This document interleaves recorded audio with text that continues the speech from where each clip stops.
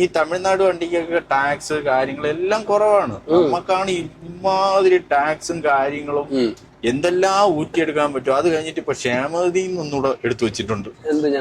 ഡ്രൈവറിന് ക്ഷേമനിധി ഉണ്ടെങ്കിലേ ഇപ്പൊ ടാക്സ് അടയ്ക്കാൻ പറ്റുള്ളൂ. ഓക്കെ. അപ്പൊ അതിന് എത്ര രൂപ ക്ഷേമനിധിയിലോട്ട് നമ്മൾ കൊടുക്കുന്നുണ്ട്? 2000 സംതിങ് രൂപ. എത്ര നാൾ കൂടുമ്പോ? 3 മാസം കൂടുമ്പോ. 3 മാസം കൂടുമ്പോ 2000 രൂപ. 2200 സംതിങ് രൂപയാണ് ക്ഷേമനിധിയിൽ നമ്മൾ അടയ്ക്കുന്നത്. അതായത് ഡ്രൈവർക്ക് മാത്രമാണോ അത് വർക്ക് ചെയ്യുന്ന 2 പേർക്കും കൂടിയാണ്? ഡ്രൈവറിന് ഒരു കിളിക്ക് എന്നുള്ള പേരിന് 2 പേർക്കും കൂടി 2000. ഒരു വണ്ടിന്ന് 2200 രൂപ 3 മാസം കൂടുമ്പോ. നമ്മുടെ നാട്ടിൽ എത്ര ലക്ഷം വണ്ടികളുണ്ട്, ലോറികൾ. ഇപ്പൊ ക്ഷേമനിധി എടുത്താലേ ക്വാർട്ടർ ടാക്സ് അടയ്ക്കാൻ പറ്റുള്ളൂ.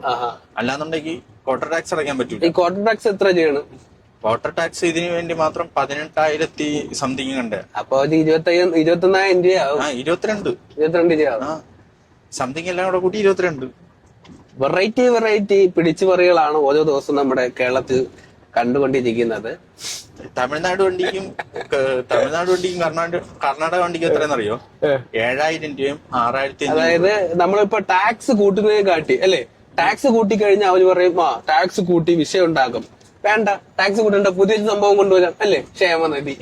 ക്ഷേമനിധി അപ്പൊ ഇങ്ങനെ വെറൈറ്റി ആയില്ലേ, അവർക്ക് എന്തായാലും പൈസ കിട്ടിയ. അടുത്തൊരു ഐഡിയയും കൂടെ ഉണ്ട്.